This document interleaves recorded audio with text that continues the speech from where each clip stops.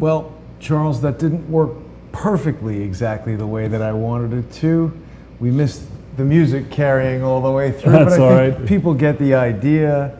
It's Star Wreck, the Wrath of International Cons. And I must admit, Charles, the original Star Trek Wrath of Khan, you know, like Ricardo Montalban Khan, that was one of my favorite movies when I was a kid.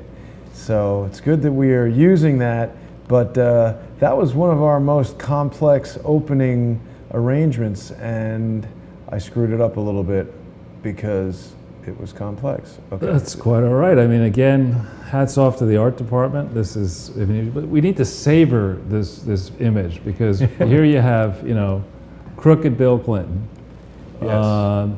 with these faceless people behind him. Yeah. Okay, and that really, to me, adroitly connotes the many boffins around the world, you know, political operatives, Cody Shearer, Sidney Blumenthal, and then the former presidents and prime ministers and leaders like Tony Blair and Sarkozy, you know. It's just these people, they get together, you know, and they take things way past where they should go, inside in Arkansas in the case of Bill, inside the United States in the case of Bill, and they get away with epic criminality. Yeah. And they say, well, hey, if nobody's going to catch me at home, they're never going to catch a complex international set of frauds. Right. And all these other people watch this and they say, you know, the President of the United States can't really be doing what Bill Clinton just did for 8 years. And then enough of them say, but maybe he is doing that, and maybe I can do that. You know, let's join that club, because that's a lot of fun. Epstein Island, private planes, flying around, girls, boys, whatever you want, you know. And so this crooked team, and I think Bill is the de facto leader of this crooked team, Yes. has been at this now for 30 years, 30 plus years. Right. This is the army of nomads on SETI Alpha 6 with Khan there. We made a joke about, well, now I've never heard this word boffins before you brought it up last week, and I made a Star Wars joke about it, but what is a boffin? Well, boffin is either an egghead, basically. Okay. It's an English slang term. It's either an egghead or a political, you know, it's Clapper would be your perfect boffin in my mind, right? I think we should refer to him as Crapper, actually. He was a conehead, so we had him, you know, nailed. Mr. earlier. Ears. Right. But I mean, you look at this guy, Bill Clinton, and this is a great job. He's got who's that guy, that actor with the, what do you call it? The Ricardo Montalban? No, the haircut, mullet, the mullet. Oh, the mullet, yeah. You know, that actor. There's a couple of movies where the guy with a mullet gets left behind by his parents. Oh, you mean Macaulay Culkin? No, that's not Home Alone. It's another one. Joe Dirt. Oh yes. How could you not? How could you forget Joe Dirt? I never actually saw Joe Dirt. It was I'm pretty aware stupid of and pretty funny. Yeah. But anyway, here you have the bad people, and Yep. then you have the team of good guys. I think it's Mike Rogers, Yes. Mike Flynn. Donald Trump's picture is not all that flattering, but well, he's supposed to be screaming, "Khan!" I see. All right. You know, like in Does look a little bit like chipmunk teeth, but but it is a great poster. I mean, I really wish that we could get, we know this is, I think, our 78th, 79th, something like that, you know, up there. If we could get all of them, you know, in one place. and maybe make a mega poster of all the posters. Yeah, or, you know, you'd have to have a big wall to actually go through and do all these posters, but... you know what we could eventually do, Charles? Have you ever seen these photo mosaics? We could have a portrait of you made up of each poster of the different Sundays, Charles. To scare children forever. Something to strive for in the future. Yeah. It's been a hell of a week, Charles. I'm sure you have quite a lot for us to go over today. Should we get right to the slide presentation? Sure. So we'll jump right in. We have 9 slides today, but actually this is a day where I believe if you're not completely shocked, you, Jason, and the audience, if you're not completely shocked about what we're just going to reveal, then you're not paying attention. Right. We are going to get into how this international con game has diabolically Before in the infected future. the good relation, the normal good relations between the UK and the US.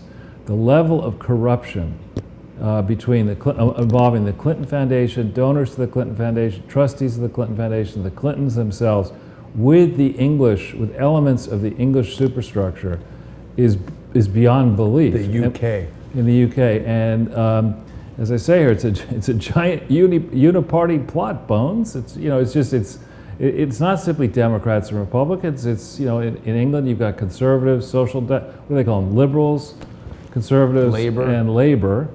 They're all the same. Right. They say for the purposes of a national election that there's a difference. It's a difference without a distinction. It's all the same. And what they're doing is they're going around the world and they're basically ripping off either actual cash from governments or borrowings of governments that are gotten together to finance these noble causes that sound so great to all of us.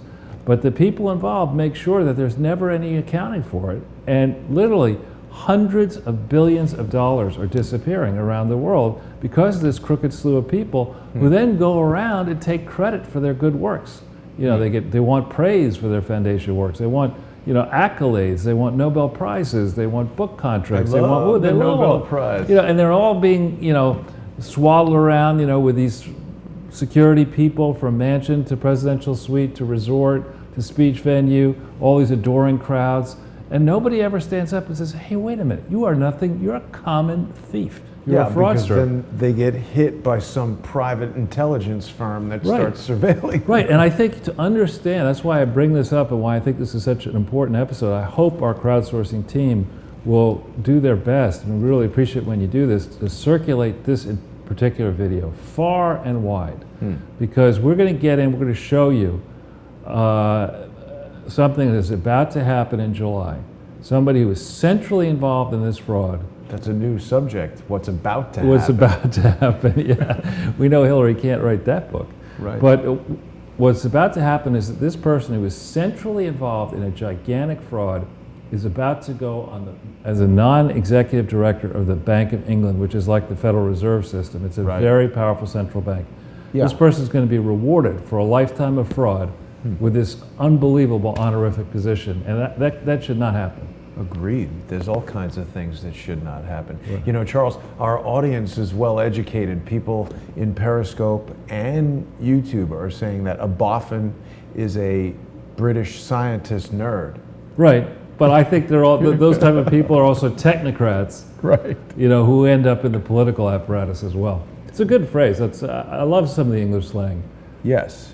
It's always good to have some new slang come into the lexicon there. Yeah, even into our dictionary. Exactly. But the reality here, the sad reality when you score your economic gains from 1988 to the present, when the average person who's been around that long, an older person, looks at how much money they were making and spending in 1988, and what they would have left at the end of the year. Right. Compares it to economic reality today, where so many people are vulnerable and don't have job security outside the public sector, where everyone's vulnerable to replacement by technology, by robots, by foreign cheaper labor, et cetera. There's a strike coming in Vegas against robots. Somebody opened a bar where it's using a robot arm. Well, I saw a great ad this morning on Fox and Friends for a robotic lawnmower. Wow. By Husqvarna, which is I think a Swedish or a Finnish company, that it actually works perfectly. Just put this gadget out on your lawn. You don't have to run pay over rabbits, cats, no, whatever. No, it's well done. Babies. No,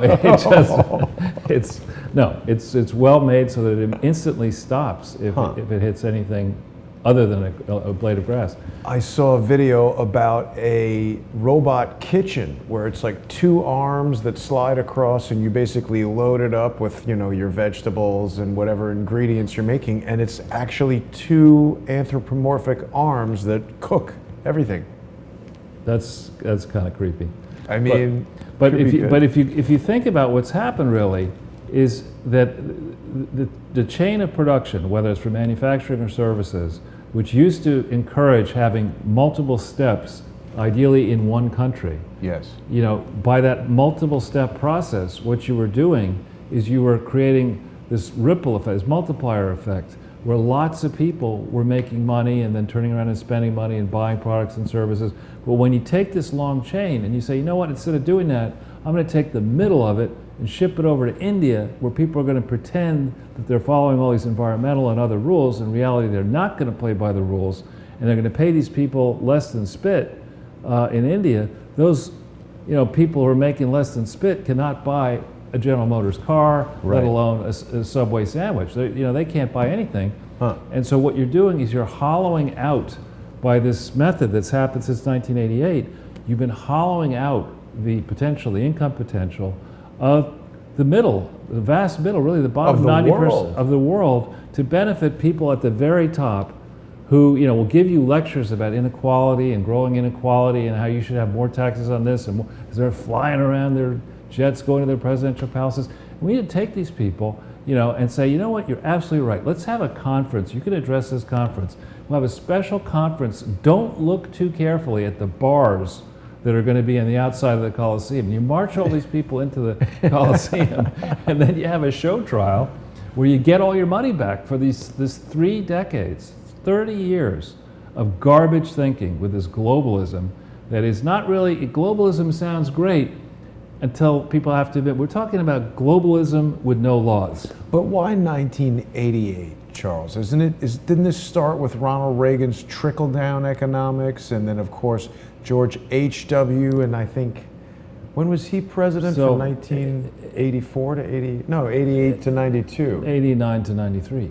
But the thing about, the reason 88 is so important is up until 88, you could draw the line anywhere you want, but up until 88, Communist China was not really interested in capitalism. I mean, you go back and look at the size of the economy of China in 1988, it was a peanut, not even a peanut. Wow. India did not reject socialism until the mid-90s, around 95. Wow. The Soviet Union was still a thing in 1988. Yep. Central Europe was locked down under it. And so that was a big change in 1988. Now, so we could have done this properly. We could have gone and said, yeah, we want to open up the world. You, GE or whatever, if you want to go make jet engines in India, you could do that. You don't fly on that. Well, I mean, you could do it, but you're going to be subject to this. Just to sell that jet engine in the United States, you're going to be subject to the same kind of inspection regime that any American company would have. Of course. If you say you're going over there and you're going to comply with environmental laws of India, you got to actually do that. You say you're going to pay your corporate taxes in India, you got to actually do that. There wasn't that sort of regime set up in the 1988 forward vision. Instead, it became an excuse for these gigantic multinational companies who are, I'm sure there's some that are well run, but GE is definitely one that has been run into the ground, arguably under Welch first, not simply under Immelt, but under this new idiot Flannery, who's, the cavalcade of idiots. I mean, it's like, I don't know, it's like watching an episode of Faulty Towers play out in, Boston, where GE is now, operated. It's like, Basil Fawlty is running GE. But the thing that you just said is interesting, because I think a lot of people don't really put that together. I mean, we remember, Mr. Gorbachev bring down the wall, perestroika, the McDonald's and Pepsi commercials in Red Square and everything. And I guess everybody sort of knows now that you can go to Russia and it's like, buy stuff, everything's fine. But the world has really changed quite a lot in just 30 years. And so, you think about in the old days where, I'll tell you flat out, when I started with my MBA in 1980, my starting salary was $30,000, and I got a $6,000 bonus at the end of 6 months' work. That's lunch for you now. Well, I don't eat lunch, as you know. But there you go. That's how you save all that money. That's right. That's the only way I could cope. But the point is that instead of going down a system where we would encourage creating a lot of jobs in that level, instead what we're doing is we're encouraging a system where there's massive disinterest in working, and there's massive appetite in overpaying all these boneheads, many of these boneheads who work in the various parts of government that are never subjected to any kind of real scrutiny, in many cases can't even be fired, and you're paying them far more than you would actually pay in the private sector for similar work. And it's a perverse set of imperatives at work inside this country that really need to be changed. We need to go back to base principles and stop this ridiculous argument of the rabid wing of the Democratic Party that things are so terrible in the United States of America. This is the largest, deepest, biggest economy, biggest integrated market in the world. We have a system of laws that's imperfect, but we have one. We have a common tradition that goes back over 2 centuries. This is not a basket case, or as they say, I will use this phrase because I'll pronounce it properly, it's not a shithole. Shithole is the proper pronunciation. But Charles, haven't people lost tremendous buying power with the dollar from 1988 to today? Absolutely, and that therein lies the rub. These politicians encourage Nancy Pelosi. I mean, this is somebody who honestly needs to go to the glue factory. I mean, but when I was very young, my own parents told me this, but then I ran into this person in Millbrook who had a theory, which is a really good theory, and he actually told my second child, my daughter, this when she was very young. He said, listen, her name's Montana. Montana, when you get your first paycheck, and every time thereafter, always remember one thing: pay yourself first. In other words, out of that paycheck, take something, maybe 5 cents out of a dollar, maybe 10, maybe 20 cents, and save it for a rainy day. Pay yourself first. It's a very good thing to put inside a little child's head, that you shouldn't just be organizing your life to mortgage your future and have no money and have no live from paycheck to paycheck. Right. And that's a simple lesson that of course people in government don't follow, because what do our governments do? They run gigantic deficits every year. Well, didn't Ronald Reagan start that deficit spending model, or where did that really begin?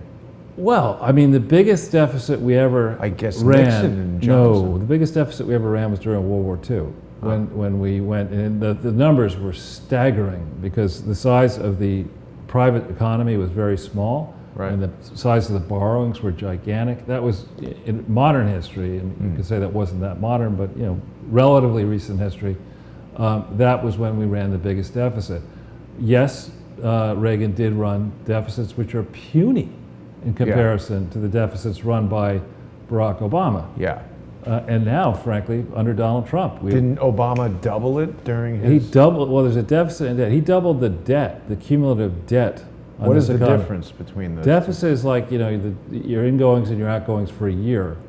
Debt is all of your cumulative debt from creation. So Barack Obama in his single presidency put on more debt than all the other presidents combined going back to Washington. How wild is that? What was he buying? Bombs to drop on Libya and everybody else? Ridiculous stimulus programs, that didn't work. I mean, and it's so ironic. Here you have, now you have deficit hawks down in Congress. You're saying, oh, we don't want Donald Trump to spend $20 billion on a wall because, Barack Obama just spent $10 trillion in 8 years on who knows. Well, we didn't even get a T-shirt for it, but we can't let Donald Trump spend $20 billion. No. I just got an amazing idea, Charles. If they do actually succeed in building that wall, perhaps they could put this photograph on it, and then it would be a giant tourist attraction. People could come and see. You could write Shithole on one side and then USA on the other, and people could come and take a look at Mr. Trump there. Love the collars too. That's pretty funny. That's original from Star Trek. I can't take credit for that. Why don't we go into the next page, because we got a lot to cover here. Yes. So this is our standard introduction disclaimer, and I think our viewers understand by now that our views are the product of our First Amendment rights. We're just expressing our opinions based on extensive evidence that we link to, so you can read it for yourself. Jason, I understand you put these slides up before the broadcast. Yeah. Which is great. We'll start doing that every week. Yep. Shout out to LaFleur Productions, which is the Twitter name of somebody, I don't even know the person's real name, and I'm not going to say where the person is, who has put a site together that has many of our presentations ready for us, which is really great. This is hysterical. This is Duterte. Yeah, it's LAFLEU Productions. And it might be all one word. All right, well, we'll find that another time. But while we're on Twitter, Charles, I always like to remind people to follow you on Twitter. Oh, thank you. They're at Charles Ortel, and you always have a lot of interesting things to tweet. Oops, I think we'll come back to that later. But I think you were about to tell people about the Sunday with Charles playlist. Yeah, I mean, what are we up to now? We've got, how many videos? 78 on here. 78, so this is our 79th today, I guess. Right, and this is it's not for some reason cooperating. There we go. This is an easy way for people to stay current with all of the information. And when you get to 78 videos, Charles, particularly when you have malicious hackers and other mischievous individuals putting strikes on the various channels, people might notice some of these are hosted at Crowdsource The Truth 2. The most recent ones, of course, I've got them back on the original Crowdsource The Truth channel, which just goes by my name, but we've had some that were coming from 21st Century 3D, where people will be watching the live stream right now. Of course, if they want to sort of insulate themselves from the childish antics of these malicious trolls that would strike our videos and purchase, sometimes in the thousands, downvotes, ridiculous endeavor, they can avoid all that nonsense by becoming a sponsor on patreon.com. And at patreon.com/crowdsourcethetruth, you're getting all the live streams not dependent on YouTube. So that's a pretty nice feature that I've been able to implement thanks to our generous sponsors. So I want to thank them all. Good, and we keep promising to do this, but I am going to write several pieces summarizing all of these past shows, because even for me, sometimes it's tough to remember all the different things that we've done. But we've done this by design. We've done this for the prosecutors, and thanks to our audience for getting these videos around to people. I can tell you lots of prosecutors around the world are looking at this, lots of investigators, lots of journalists, lots of people are stuck into this, including, I hope, members of the Trump administration and our own Justice and IRS and other government agencies here in the US.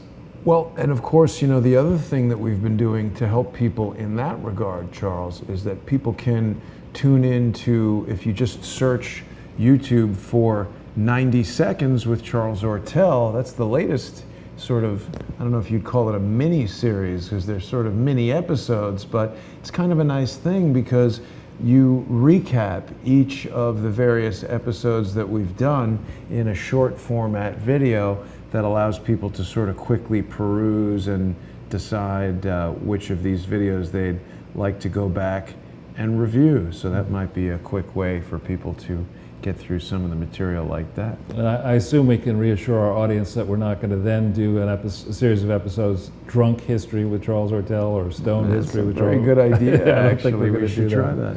I don't think so. But anyway, so if we go to the third slide. I can think of another channel people can tune into if they want drunk history. Yeah, that's right, MSNBC. Wasn't what I was thinking of, but that would be good too. So we don't necessarily need to pull up these links, but the first piece of news here, and it really is disgusting, frankly, that we've learned, I think the world has learned, that the spying on Trump actually began well before July 31st, 2016, when the FBI originally told us they started the spying. And look at this guy. Yeah, he's a real a friend of Bill Clinton as well. Oh, wow. You see, so this is what was really going on here, I think, is the cabal. We used to have a deep special relationship with the United Kingdom, and unfortunately there are crooked people in the United Kingdom and crooked people in the United States. And there was for a period of time in the internet bubble, there was the City of London wanted to steal initial public offering and financing business, so they dumbed down their rules to try to encourage, frankly, shysters to do their crooked deals on the English market. And going way back, there have always been criminals in the UK and criminals in the US. And I think what we have playing out now, there's a nice look. You remember that scene, Charles? Yeah. That reminds me very much of our friend Mr. Halpern there, right there, walking into the restaurant, the Monty Python This is Mr. Creosote, if I'm not mistaken. Creosote, right? Something like that. He can only manage 6 crates of ale tonight. Sorry, I don't mean to distract. It looks a bit like Sam Clovis, actually. But anyway. Well, he looks like this guy. I know. But so I think what has been happening, what particularly was happening under Barack Obama in the Obama 8 years and under Clinton in the Clinton 8 years, is that the dirty people in the UK were very happy to conspire with the dirty people in the US and do all these crooked deals.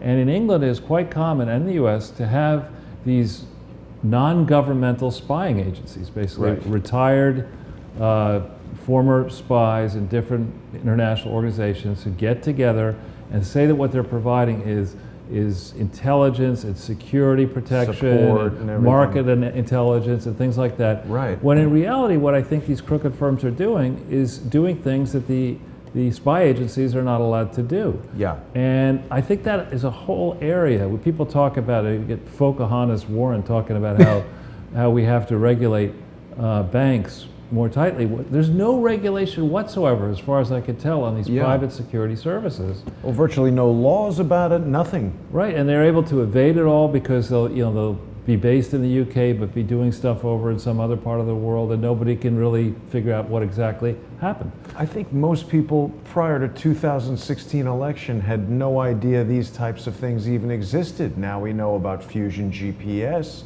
we know about Greenberg, Quinlan, Rosner, we know about Hacklet, yeah. Hacklet, all of the, it's like there are a lot. We've heard about Shadowbox, all these different companies, Black Cube, they're just like intelligence operatives who start these secretive private firms, and they might even be buying down votes and doing social media campaigns to thwart us. Well, it's in some ways it's quite similar to the 30 years of instability from, I know we follow this closely, from 1618 to 1648, the so-called the 30 Years War. And there what happened, simple summary of a complex topic, what would happen is that, King Jason of France and King Charles of England, we would have plausible deniability. We'd have, Count Schmuck over here, get Baron Idiot over there to start fighting and stirring up trouble. And then when, the people of Italy, the King of Italy would come to us and say, what are you guys doing? What's this Count Schmuck doing? And he'd say, well, I don't know anything about Count Schmuck. I'm the king. He does what he wants. The simple summary back then is they said, no. In the treaty that was signed, kings are responsible for their Count Schmucks. and we need to go back, I think, to a situation where inside the United States of America, you cannot disclaim responsibility as President of the United States for, Count Schmuck Halper, and Count Schmuck Cody Shearer, and all these other people. You can't start doing that, because then, we descend into chaos. And what the Clintons have learned and shown us, or what the Obamas have shown us, these crooks have shown us, yes, I am calling Obama a crook, what they're showing us is they understand that they have populated the departments of justice, the relevant prosecutorial agencies, the IRS, et cetera, with enough of their allies that by the time someone like Donald Trump decides to go after a Barack Obama or a Hillary Clinton, so much time has passed that they effectively have already gotten away with their crime. They understand that. And that has got to change. It's almost like it used to be in the old days when you ran for, old days when you ran for office, you had to post a bond to guarantee society that you wouldn't, take this office, rape and pillage, and then disappear, right? You had to, so that people say, well, that's not really fair. Only the rich people could post bonds, et cetera, et cetera. But there has to be a similar exercise here. First, of understanding the degree to which justice has been perverted.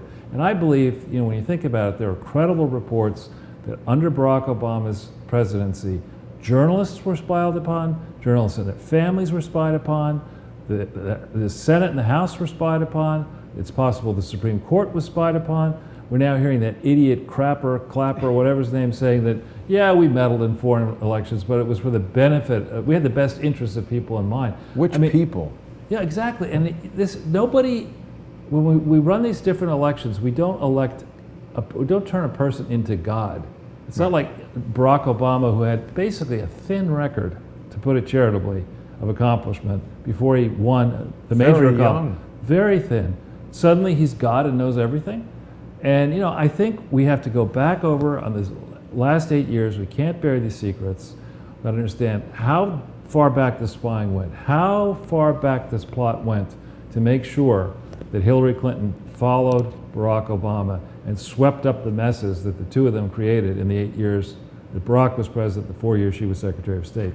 And we got to know the truth about this. Yeah, and I mean, I think we're sort of just chipping the surface of a very deep problem, because just to say there are political opposition research firms or corporate intelligence firms or whatever, I think we're just starting to see the depth of this, like firms like CrowdStrike that, they were the only guys to look at the server from the DNC, and who made that company? It's all ex-FBI guys. You've got Sean, what's the guy's name, who's the head of that company? Which guy are we talking about? It's like Dmitry Alperovitch and Sean Henry started this company. So Alperovitch is sort of like Russian expatriate guy who used to work for McAfee, and we've heard that McAfee, I mean, this seemed obvious to me that McAfee was making the viruses and then making the antivirus software. So this concept of causing a problem and then having a company there ready to solve the problem seems like something they're very adept at. And I mean, for the FBI to rely on some private firm to investigate the most sensitive stuff and not do their own investigation themselves, why is that even something that could be allowed? Yeah, it's crazy.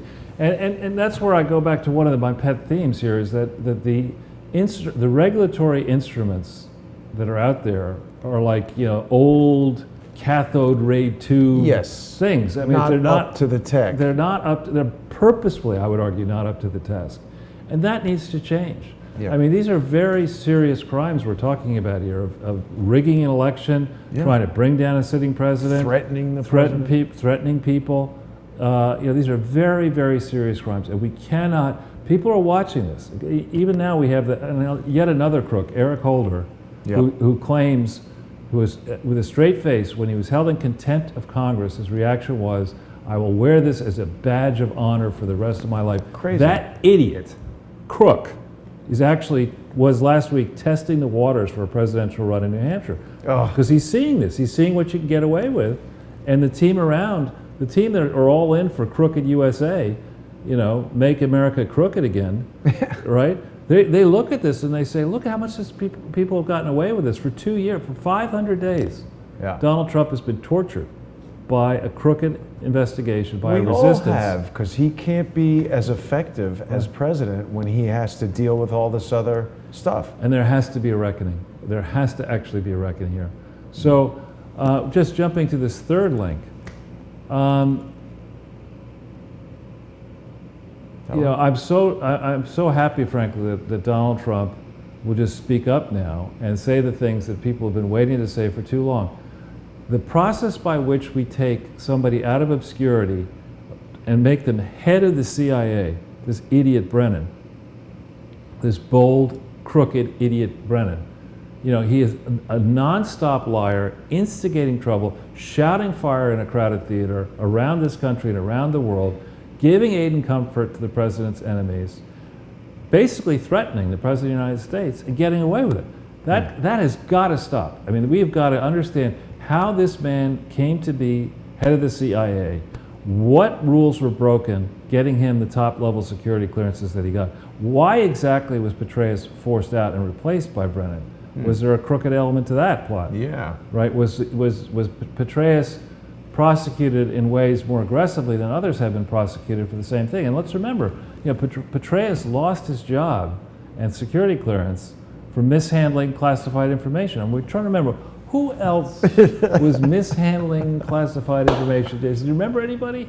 I mean, that person who was like running the State Department from the Chappaqua, Henrietta, Harriet. Oh yeah, Hillary. Hillary, that's right. Hillary. Yeah. But didn't what's his name? He now works at KK&R. Petraeus. Yeah. It's a big job. There's a lot of money. He was talking to Graham Allison about how we should invade China. He hasn't really missed a beat over that. But still, I mean, the double standard here is just Yes. is crazy, and we can't, if we're going to create, as has been created since September 11th, 2001, this gigantic national security apparatus that has 17 node agencies that we are aware of, and who knows how many other ones we don't know about. Right. That we can't let that be peopled by amoral, self-aggrandizing criminals. Right. Who don't. I'm not saying all the people are like this, but some of the top people, certainly under Obama, that we see associated with this, with certain key exceptions, were disasters. Yeah. And they still know the secrets that they learned. Who knows how they're trading on those secrets, what they're doing with those secrets. Right. This whole system needs to be radically reformed. And we can't just say, well, let bygones be bygones. It's in the past. It's in the past. Forget about it. I'm for the future. They always want to forget about the past. Charles, are you in touch with Dan Bongino? It would be great to I'm not, actually. have him on the show. Yeah, he's show. excellent. Yeah. Whoop. The audience didn't see that. We don't have to show that. He gets trolled like crazy on there. So I don't know if we can go back to the slides. Sorry. Sure.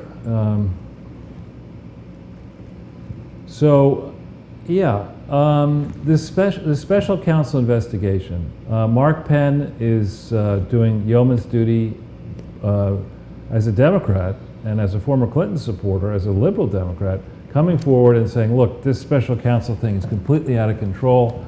I agree with him. I think soup to nuts, I mean, I'm not a lawyer, but if you go back to the statute, you read it, you're supposed to identify a crime, determine that the apparatus of the Justice Department cannot credibly investigate that crime. Yeah, why would that ever be? Well, because you could have a conflict, and so then you set up this person, Mueller.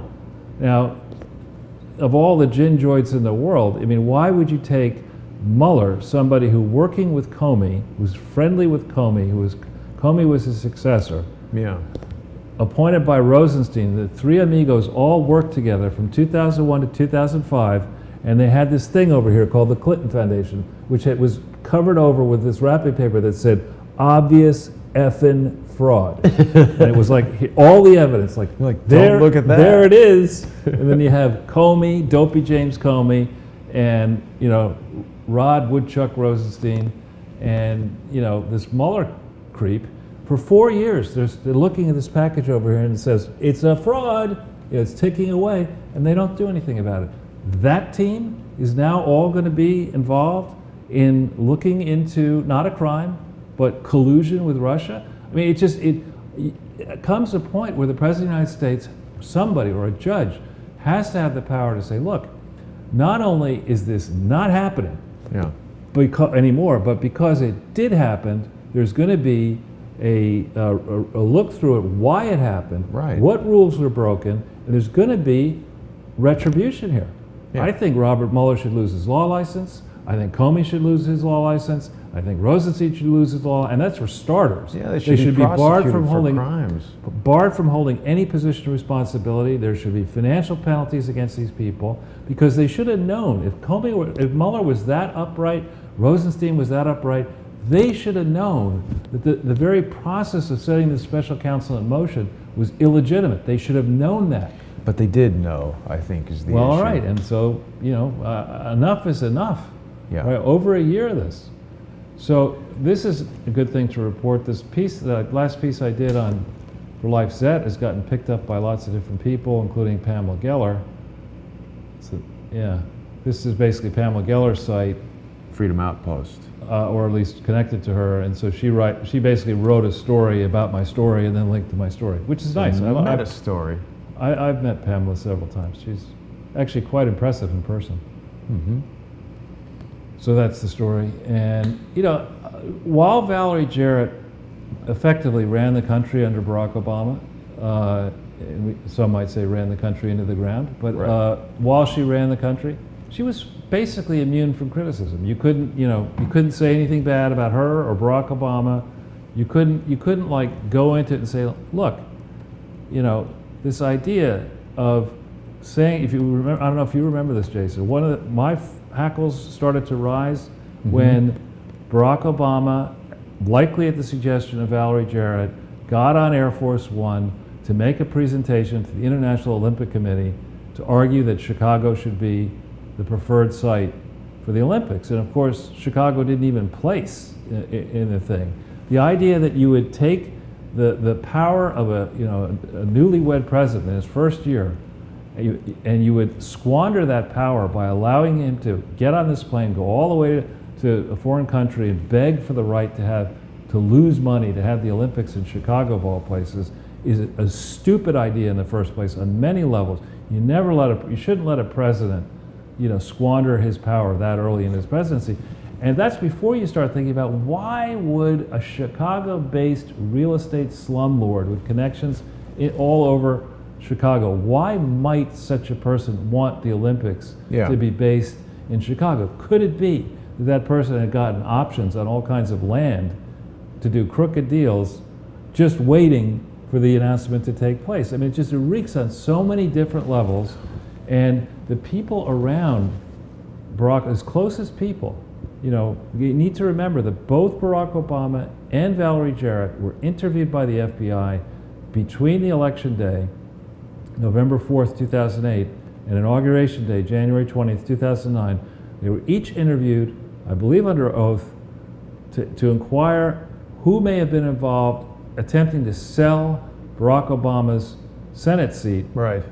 And Rod Blagojevich went to prison so that nobody would know the truth. I mean, there's a big story in that period, November 4th to January 20th, 2009, where a lot of people had dirt, I believe, on Barack Obama, on Valerie Jarrett, and these other people, and what crooked deals were cut then. How did those crooked deals play out while Barack Obama was president? What leverage might Democrats, specifically the Clintons, have had against the Obamas? These are important questions that people are going to dig in now, I hope, and get answers to. Charles, I was just looking up Valerie Jarrett's parents, and her father here, James Bowman, he is with the Pritzker School of Medicine at the University of Chicago. I am pretty sure that David Hawkins told me that this is where the antidote for Novichok was developed. The University of Chicago holds a patent on certain antidotes for Novichok. But he died on my father's birthday in 2011. Ah, that's true, but who knows when they developed that Novichok antidote. But this University of Chicago, there's a lot of weird stuff going on in Chicago. You've got Bernadine Dorn is Bill Ayers.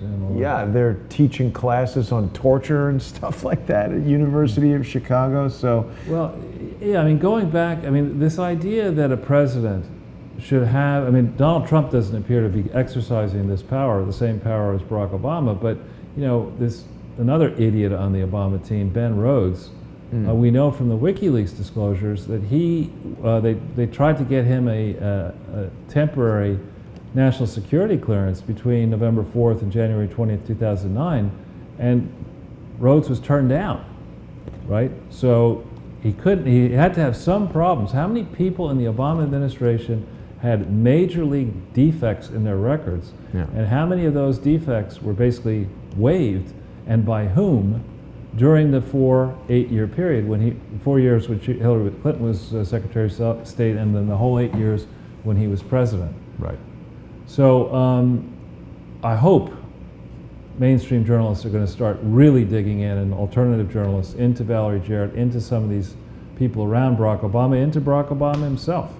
Now, the May jobs report, or as people in the Midwest like to say, jabs, was, it's stunning. And what people don't seem to understand in the political nitwit crowd of analysts, they don't understand that these are heroic numbers. When you have unemployment down at 3.8%, that's a really tight job market, and you're going to start to see wages going up. You're going to start to see businesses booming again, and it is impossible to argue that this is bad. And maybe we have a major league crack in the markets between now and the election in November. Maybe we have some international calamity, but if we stay on track, and as the full force of Donald Trump's economic policies begin to reverberate throughout the economy, it is going to be virtually impossible to say, well, I want to bring back those good old days when the economy was falling off a cliff under Barack Obama. I mean, that's going to be a tough one to win. I mean, we could count on Nancy Pelosi to try to make that argument. Right. And if we go back into the slides, there was we don't need to pull this one up here, but, or you could actually, this one here. I was watching television and they had that chairman of the Council of Economic Advisors, and I think it was Ed Henry of Fox, was saying, well, there's some who, what do you say to the people who argue that this success that Donald Trump is having was actually, the table was set for Donald Trump's success by Barack Obama? How would you respond to that? This guy destroyed that argument in 60 seconds, in essence saying, well, we do remember a previous Obama chairman of the Council of Economic Advisors, Larry Summers, arguing that the world forevermore was going to be in secular stagnation, and then 2%, well, that we should be happy with 2% economic growth. That's good enough. That was his argument. That's the Jonathan Gruber argument, that Americans are stupid, you tell them anything, I've got a PhD from MIT, I must be smart, And, there's no way to credibly argue that Barack Obama, under his period, that we got back on the economic trajectory that we had been on from 1981 to even through Bill Clinton, 1981, George H.W. Reagan, George H.W. and Bill Clinton. Take that entire long period of 20 years and look at the growth in jobs in that time period, and then carry that forward. W. Bush was a disaster, but Barack Obama was even worse. You got to look at this in a long-term trend, and you got to adjust the graphs so that they accurately show you the true trajectory of what's going on. Creating 223,000 jobs is good, but we created many more than that back when the population was smaller.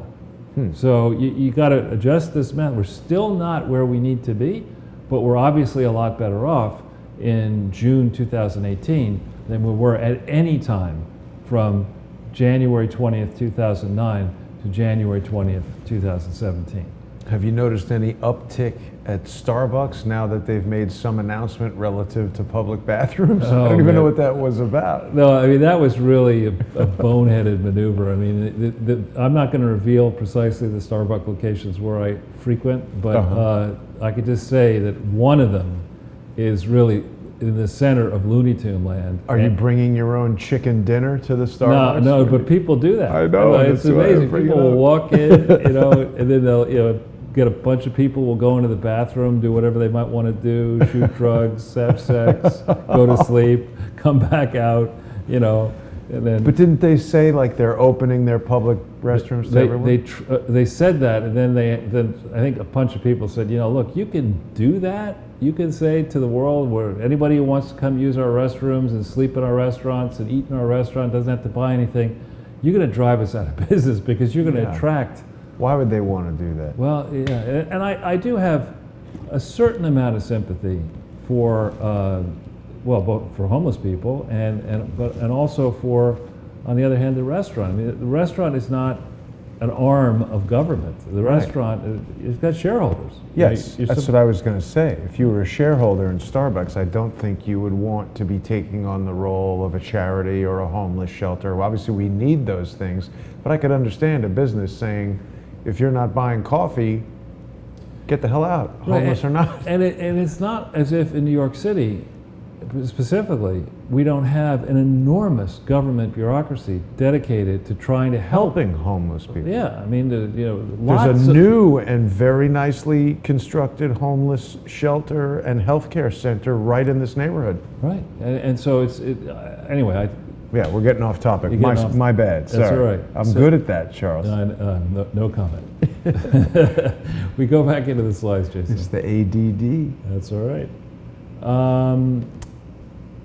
This is a good article here on Marsha Blackburn, and I want to say another word about Marsha Blackburn. I don't give money to political campaigns on principle, and so I'm not a financial backer of anybody, and in particular of Marsha Blackburn, but I will say Of the 435 members of Congress, the only one who came forward and followed up on my original work in 2015 on the Clinton Foundation was Marsha Blackburn. And she got deeply involved. She studied, she sent letters, she got co-signers, she ultimately got an IRS investigation of the Clinton Foundation. I'm not going to reveal who this person is, but I have a close friend from college who, you know, went from being a conservative, went over to the dark side, became a liberal Democrat, actually worked for Republicans, a nice enough person. But when we caught up and this person said to me, you know, what are you doing? And I explained the Clinton Foundation, and never heard from them again. And then Marsha Blackburn, this person said, well, you got to understand, we in Washington, D.C., we regard Marsha Blackburn as an idiot. What? That's what, yeah. And I said, well, that's your problem, because she's no idiot. This is a person who is, got the Clinton Foundation, which is a complex set of issues. She got it comprehensively. She did something about it. She didn't have to help this resident of Manhattan. You know, a lot of times Congress people will say, I'm only going to help people in my district. Yeah.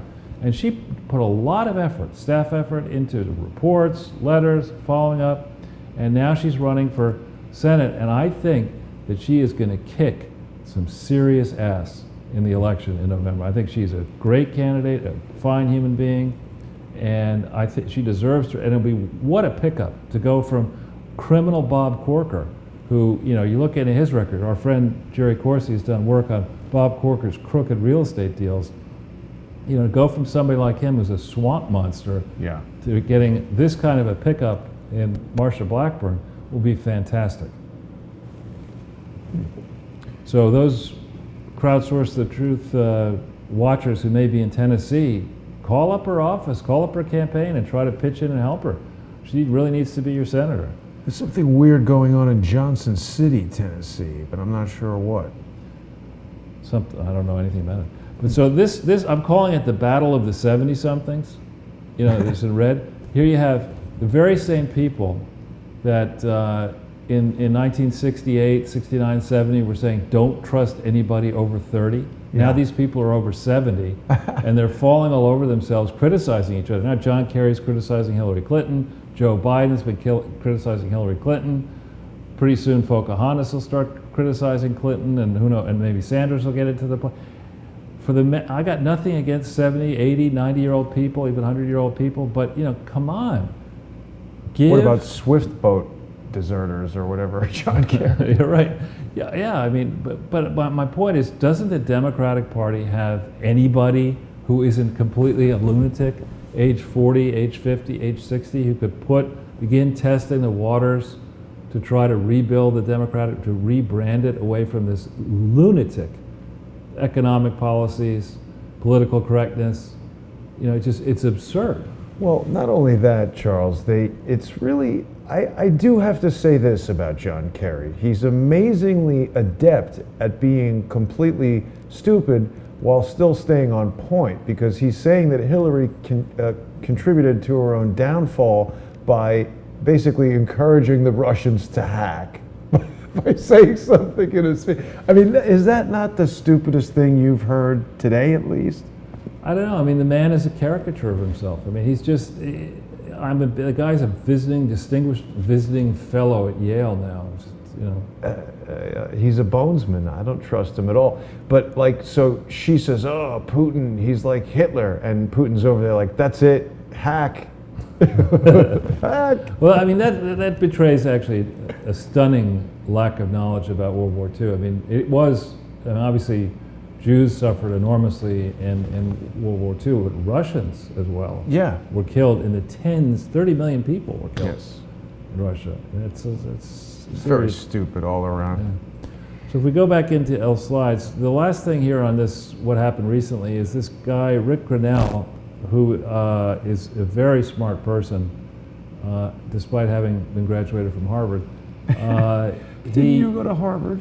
I didn't go to Harvard College. So he went to Harvard College. What did you, Harvard Business School? Yeah, I went to Yale College. So, but Harvard Business School. So that's the a rest trade of it is school. crap. It's a trade school. Got it. It's like, but you Ivy League guys. Yeah, exactly. But anyway, Rick is very interesting in that he is aggressively and properly, I think, putting the wood to the Germans. I mean, I love Europeans who come to us, to you, to me, and start talking down to us about we Americans, we're so idiotic, we only do things like rescue Europe every 30 to 40 years when they go disastrously into horrible shape. We don't need lectures from Angela Merkel and Macron and others about how the Euro experiment has gone so well. The Euro experiment is a disaster for the people of Europe, the citizens of Europe, and Brexit. Merkel's refugee policy only pours more salt into the wounds. So I think Rick Grinnell, Ambassador Grinnell, is going down a path here of explaining to these Germans tough truths, giving them teachable moments. They're not going to like these truths, but the truths include multinational corruption of the kind seen, let's say, by Siemens around the world, failures to pay your fair share of the defense costs, crazy and misguided refugee policies, trading with Iran, saddling your own industry with a counterproductive agreement that doesn't really address global warming, are things that are stupid. And we're not going to we're going to oppose you on this, and we're going to force you to make a choice. You can choose trading with the United States or trading with Iran. Maybe you need more carpets, and other things that you might be able to get in Iran, like caviar. Persian but you're not going to be rugs. able to do business with the United States in the same way should you choose the mullahs of Iran, who've got their boots on the throats of the average Iranian people who do not want a malocracy but have had it for now almost 40 years. He's doing good things, Trump is doing good things, but expect the Europeans to be yelling and screaming over this approach. Well, Charles, earlier in the week, I had Scott Bennett on, who wrote the book Shell Game, and he went to Iran and said that everything appeared to be fine to him, which I found a little, he might need to look deeper, but I do respect Scott and like what he has to say. I'd never heard of this guy before, so I'm intrigued that he's Trump's right-hand man. Well, it's interesting. He's I think, the highest-ranking gay person in Trump's Canada, and proud of it. And to say, you have some people saying that Trump is intolerant of gay people. I don't think he's intolerant in the slightest. Nor is Pence. Pence swore this guy in. Huh, interesting. Well, Pence did some interesting stuff with laws against gays, but we don't have to get into that right now. That's Indiana. Right. So if we go into the next slide. All right. We have talked in the past, and let's not pull up these first two slides. We've talked in the past about the degree to which the UK government started providing money directly and indirectly to the Clinton Foundation as it illegally began claiming it could fight climate change, claiming it could fight HIV/AIDS, claiming it could do economic development, international work. That the UK government abundantly flowed money direct to the Clinton Foundation, but indirectly to governments that then spent the money on these crooked Clinton Foundation schemes. Now, we had an article in 2015 in the Daily Mail, which you could pull up. That says they got 50 million pounds out That's of a lot. Well, that doesn't come close to explaining the true amount of money that went to Clinton Foundation schemes. Okay, and to get this money out of the UK government, their theory is a lot of oversight. It's not like you could just call the Treasury up and say, hey, could you send me 2 million pounds for my project in Rwanda? You have to have the records of why this project makes any sense. It needs to be vetted. There need to be wires. There need to be after action reports. There need to be audits.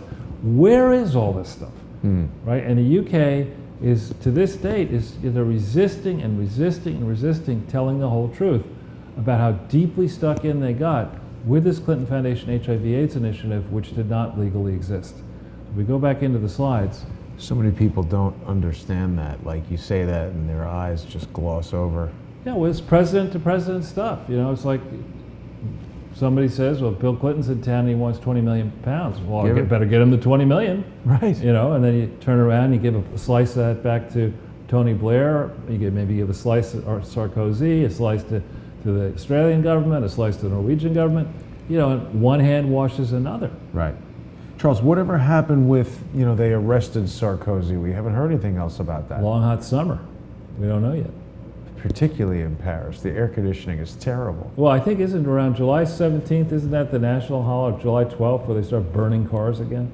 I don't know. That's Bastille Day is the 15th. 15th, yeah, that's when it's called Bastille Day. In the last 10 years or so, it's been called Burn the Cars Day. I mean, that's what that's what they tend to do.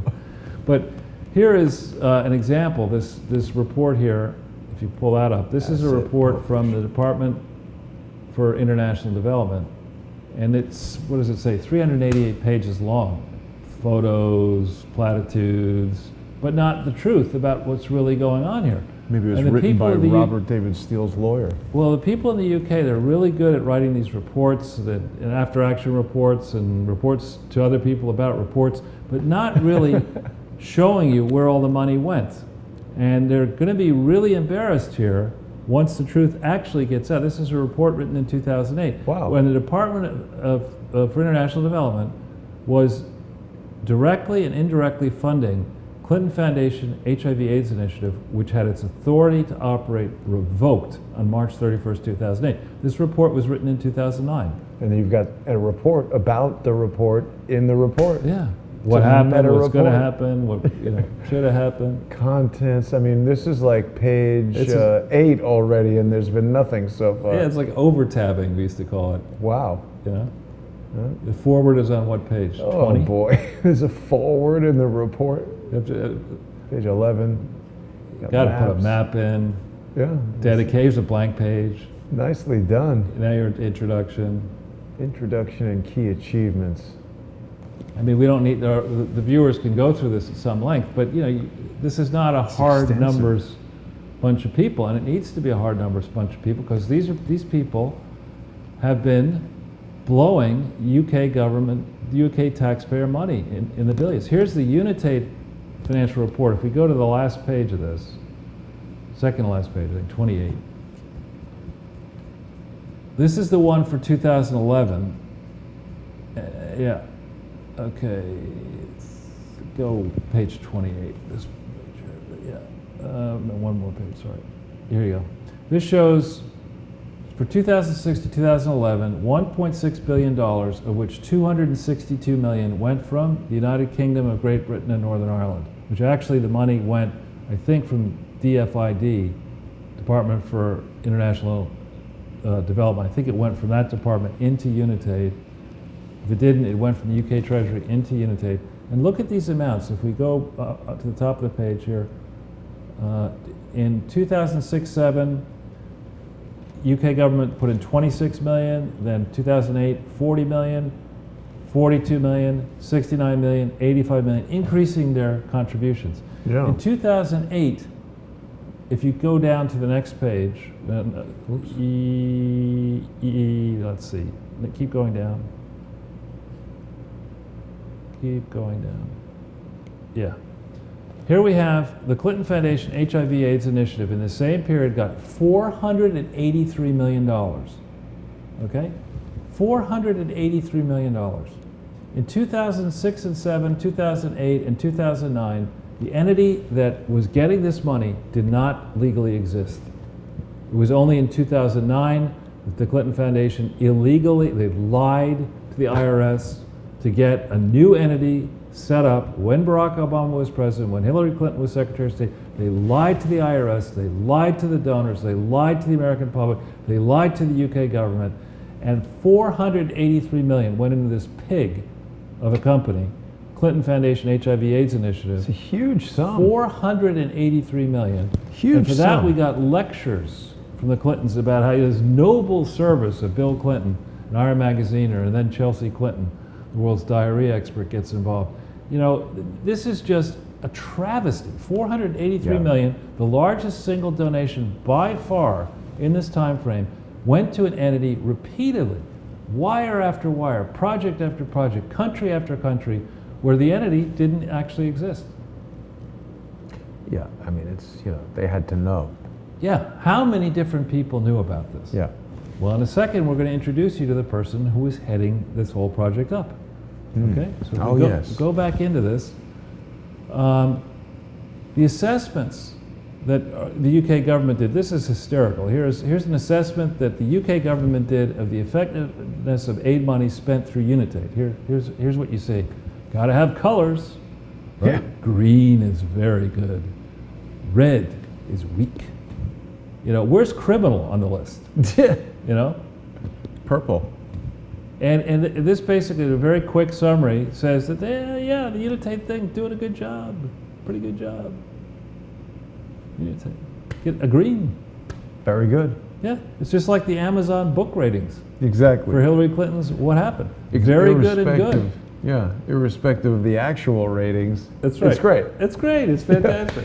98% of the people who read it hated it, Right. but we're giving it 5 stars. Well, why not? And a Michelin 5 stars. Right. Dessert to go with it.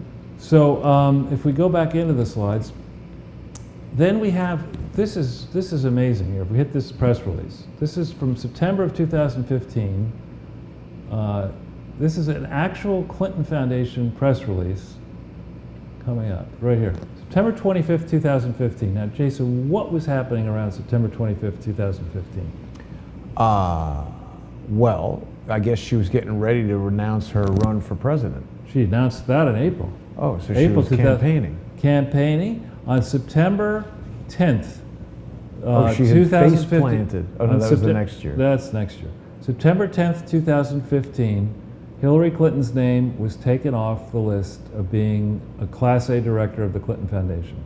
2 weeks later, they announced this Department for International Development, supposedly a serious operation. Oh, with one of this the guy. largest companies in the world, Unilever, and the Clinton-Juster Enterprise Partnership, which didn't legally exist, announced, validly, announced this ridiculous partnership that's supposed to help 100 million people in Africa and South Africa. No part of this was lawful.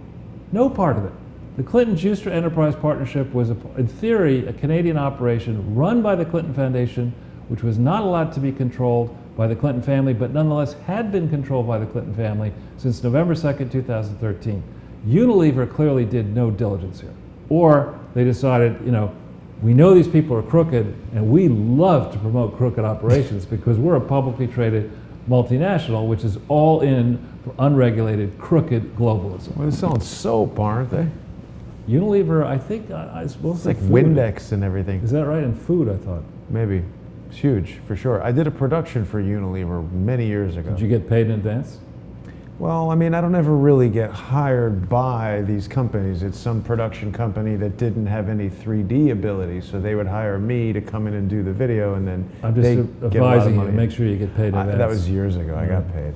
So this is a clear look at the number of people who are willingly suckered. The UK important Department for International Development, Unilever, and this Juster was, you know, Wasn't he doing the suckering? exactly.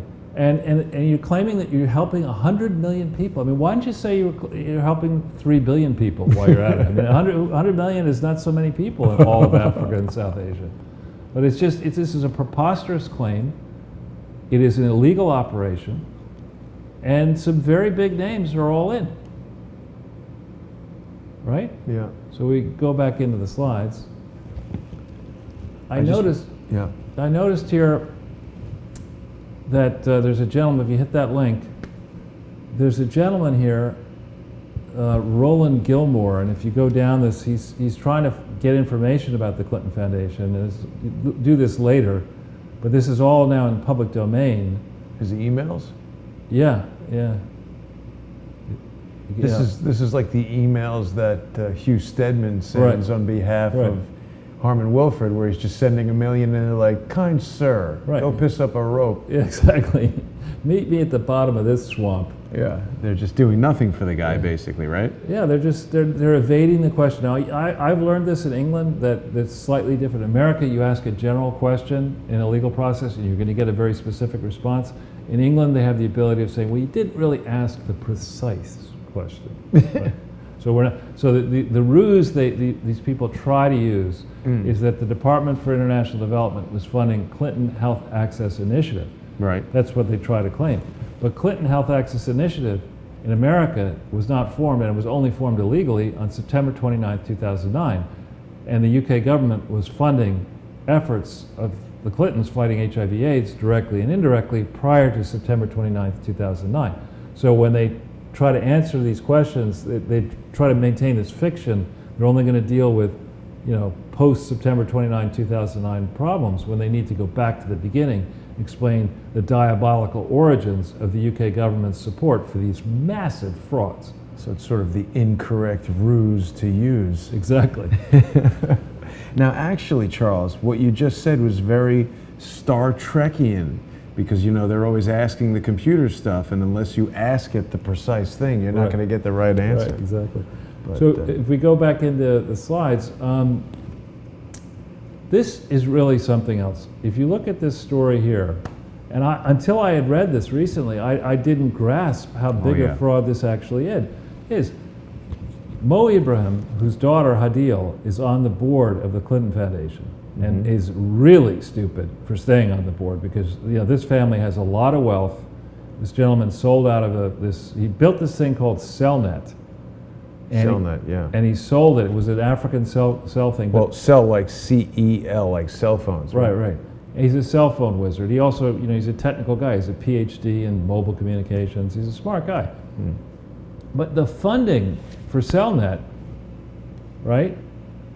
One of the principal funders of CellTel, Cellnet, whatever, was CDC Corporation. CDC Corporation is funded 100%, was funded 100% by Department for International Development. And here you see it, right? Yeah.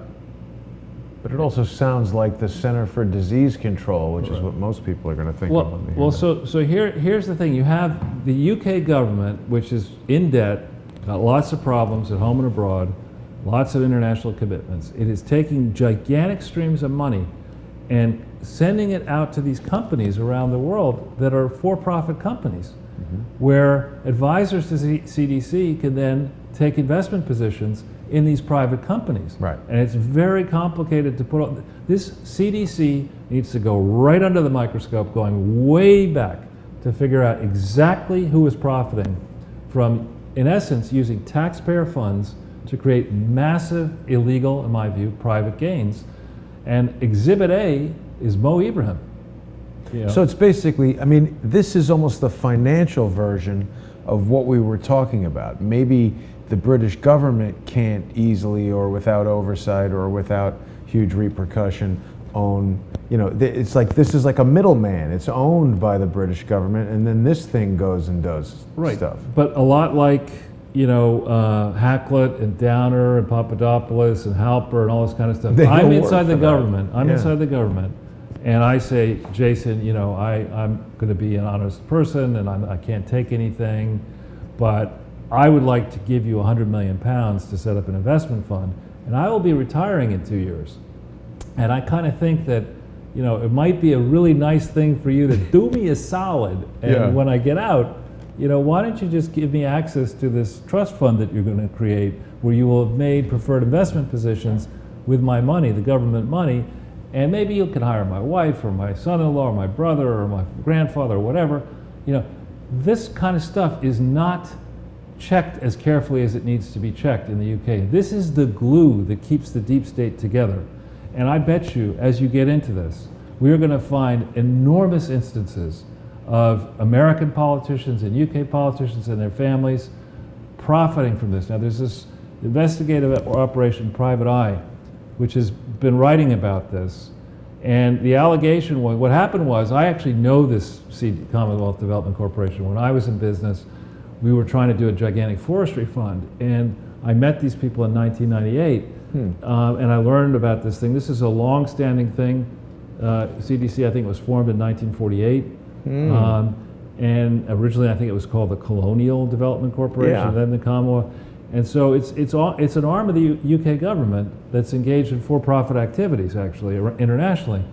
And what seems to have happened is that it was underperforming. It was created in 48. It was underperforming, so a bunch of people got together and said, well, why don't we privatize a piece of it? So they created this thing, Actus, and the allegation is that the management team stole the portfolio, that they bought the stuff for too low a price, which is the kind of stuff that Mark Rich did, the kind of stuff that crooks do around the world. They get in these public-private partnerships which are basically ways for crooked people in the main to steal assets at unfairly marked low prices Right. from the taxpayer and leave the government saddled with obligations.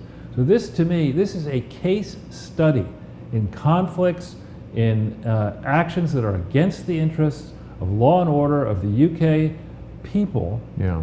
And everyone involved with this needs to be, even if there's no statute of limitations, if there's a statute of limitations protecting criminal activity, these great educational institutions that are studying all kinds of things like this, Oxford and Cambridge, University of London, Yale, Harvard, need to do case studies on this to figure out who exactly was involved in all of this. And is it possible, by chance, by some remote chance, that the very person centrally involved in this was centrally involved in the Clinton Foundation frauds? Is there a possibility of that by chance, do we think? Let's go into the slides and answer that question. We have this person here, CDC group. Okay, if we hit this link. Yeah, my mouse is The mouse is running away from the catnip. There it is. The one above it. Oh, the one above it? This one here. Yes, CDC group. Okay. Next one. All right. Diana Noble. Right. Okay. She became the CEO of CDC, which I would argue is a crooked operation, in 2011. And if you go down her background a little bit, about Diana Noble. Okay. Stop right there. Joined CDC after 5 years with the Clinton Foundation's Health Access Initiative, where she took a number of roles, including EVP operations, and oversaw the scale-up of a global program to give children equal access to HIV/AIDS care and treatment to that available to adults. Okay? No part of this paragraph is true. What do you mean? The Clinton Health Access Initiative was created on September 9th, 2009. All right? She joined the predecessor operation possibly in 2005 or 6. Okay? There was no Clinton Health Access Initiative created in this time frame. And as we will shortly show you, there are major questions about what she actually was doing and whether the legal entities that she was connected to were validly constructed anywhere in the world where they were operating. So, also, anyone who's involved for 5 years at this executive vice president level and doesn't know the types of things that you share every week is either the dumbest person in the world or strictly part of it. right, or just being told, look, this is one big fraud. You shut up, you keep your damn pie hole shut, and you'll get to be head of the CDC, and we'll show you Cadillac or pine box. exactly. If we go to the next page of this or the slides? You could go to the next slide. Next slide. Yeah. This lady, Diana Noble, is now going to be. If we don't stop this, she is going to become a non-executive director of the Bank of England, which is like the Federal Reserve Bank, on July 1st. Yeah, probably even bigger. That's days away. Yeah. That's crazy. So you're looking at the ascension of a criminal mastermind. Well, or I don't understand. I believe people are supposed to do a good job vetting senior level hires around the world. We got John Brennan in as head of the CIA. Who are we going to bring Al Capone back to life and make him head of the IRS? I mean, and now this lady. Let's go in and why am I so strident about this lady? Let's go to the next, back into the slides. Okay. This is chapter and verse, literally chapter and verse. I'm going to take a few minutes and go over this. Relevant sections of this is the Clinton Foundation HIV/AIDS Initiative, Inc. Articles of Incorporation. All right? Now this is a document which is not on the Clinton Foundation website, of course. They don't want you to see this. But March 24th, 2004, Bruce Lindsay, acting as an agent, he was a lawyer, he was not an officer of the Clinton Foundation. He had no authority, I would argue, to make this gross error in creating a subsidiary wholly owned by the Clinton Foundation that, in theory, was to was to get involved, get the Clinton Foundation involved in the medical care and treatment of people living just with HIV/AIDS, not malaria, not tuberculosis, just HIV/AIDS, to educating the public about it, and to improving health delivery systems internationally in resource-poor areas of the world. This change was made. This was an illegal change because the parent corporation had no authority to do this. All right, so by this act, Bruce Lindsay gutted the legal authorization of the Clinton Foundation to do its important job, which was to finish The library. the library, which had not been finished at this point. Right? This is unbelievably irresponsible. It defines gross recklessness. All right, and who hired Bruce Lindsay to do this? Who supervised this? Where did he get the idea, even? From Ira Magaziner and Bill Clinton. As a guess, what happened is they were out there in 2002 and 3, traveling around the world doing all this stuff. Now big governments like Ireland and other people wanted to give, and Norway wanted to give the Clinton Foundation money, and some boffin in England or Ireland said, you know, I don't see any authority for the Clinton Foundation to do any of this work. Killed that guy. Yeah, get rid of another boffin said, all right, okay, we better set up the corporation. So they set the corporation up. And you know, either Lindsay is really stupid, which I don't think he is, you know, or really devious, which I do think he is. Yeah. He said, you know, we can't change our articles of incorporation to do this, because if we do that, holy hell is going to break loose, because the state regulators in New York and California and Massachusetts and Michigan, they know we can't do this. So the way we're going to do this is we'll set up a subsidiary and nobody will tie the two things together. That's probably what they thought. Okay. Charles, has anybody replaced Schneiderman yet, or what's going on with There's that? this appropriately named acting attorney general who's from Game of Thrones, Barbara Underwood. What? Is actually her name. What do you She's mean? not from Game of Thrones, but her name is Barbara Underwood. Uh-huh. So they created this thing on the 24th of March 2004, and then by April 21st or 29th, depending on which version of a state report you want to buy into, they filed an application with the IRS to get federal tax exemption for this entity, and never got it. They never were approved because they couldn't have been approved. Right? It's so far outside. So somebody in the IRS. So knows somebody in what's the going IRS, on. there's a record in the IRS, and they know this. Right? This is why they're clamming up. You know, they don't. This rot runs so Who's deep. clamming up? The conspirators or the Yeah, IRS? the IRS and the Department They're of one Justice and and the the same. political. Yeah, exactly. So they then say, all right, well, we got to have this didn't work. We got to have a different fix. So this is where it gets interesting. On the 10th of July 2007 in the UK, they filed documents which had been signed by crooked Bruce Lindsay and crooked Andrew Kessel on March 23rd, 2007. I think in the US or maybe in the UK. They register the UK equivalent of a not-for-profit corporation, right? And over there, we've talked about this in the past, purposes in the US are called objects in the UK. Okay. And it's the same idea, right? And it says in this charter, the objects, first of all, you can't do this under US law. You can't have general purposes. You've got to have specific purposes. So they articulate a general purpose of the advancement of health or the saving of lives in general. Yeah. I mean, that's like, huh? How is that charitable? I mean, for-profit hospitals advance health and save lives. Going to the gym advances your health. Eating healthy. I mean, it's just Right. this is just you Go can't to do Subway instead Right. of Starbucks. this. Right. And so here they say, you know, they then put a sub things that are all about. Note it's all about the AIDS virus. And for those people who understand HIV and AIDS, HIV is the virus that then AIDS is the leads. syndrome. AIDS is that leads to the Immuno condition. syndrome. Yeah, HIV is thought to be the virus that Causes the breakdown of the... whose growth process can be retarded by antiretroviral drugs, but AIDS is the condition that, you know, past the point of no return. You can't do much for With somebody AIDS. with AIDS. You know, you say, It's look, an immune deficiency. yeah, you're going to go, and the question is, you know, it's just a question of when.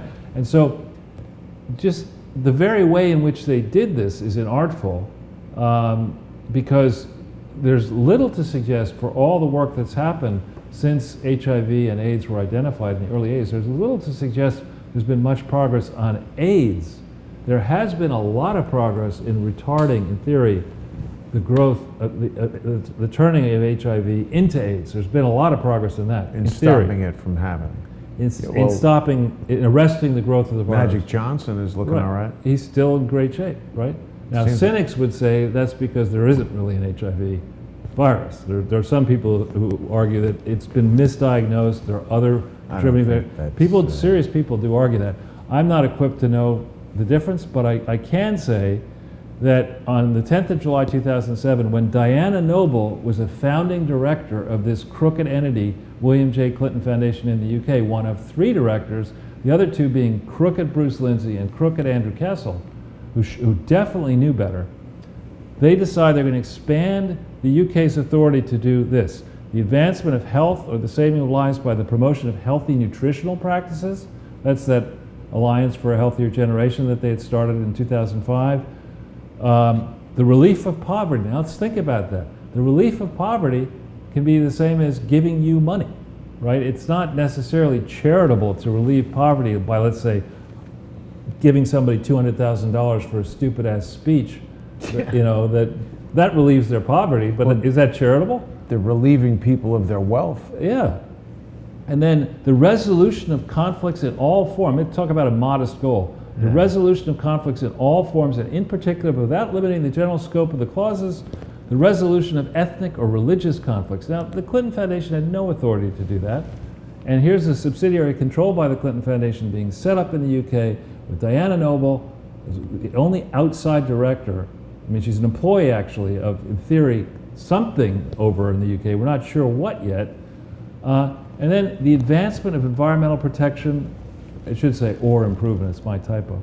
Okay, so this is rubbish. Diana Noble gets involved with this foundation. It will show you it's against the law what they did on July 10th, against UK law. They lied to the regulator about the powers of the Clinton Foundation, the ultimate parent of this entity. They lied to the regulator about the authority that the Clinton Foundation had to do any of this. And they secured from the British government tax exemption, UK tax exemption for this entity on false pretenses, which is a serious crime. Diana Noble is centrally involved in that. Then, on the 22nd of November 2001, in the UK, they created up a new company, Clinton Health Access Initiative UK. All right, and here they say this entity, controlled by Clinton Health Access Initiative in the US, has the right to prevent the spread of infectious diseases such as HIV/AIDS, but now you're into malaria and tuberculosis. I mean, you know, you can't do this. You can't they just made a list of all the most terrible things, and they said, we're going to fight that. Give us money. Yeah, more money. You know, so here we have all that, and then the relief of poverty in general, in particular by activities that help alleviate poverty and disease in resource poor settings of the world. This is, you know, written by a mindless troll. Well, it means nothing. It means absolutely nothing, but except that here's Diana Noble involved in multiple instances of lying under oath to regulators. Okay, and nonetheless, through this period, she's promoted to being CEO of the CDC Group PLC, a gigantic company.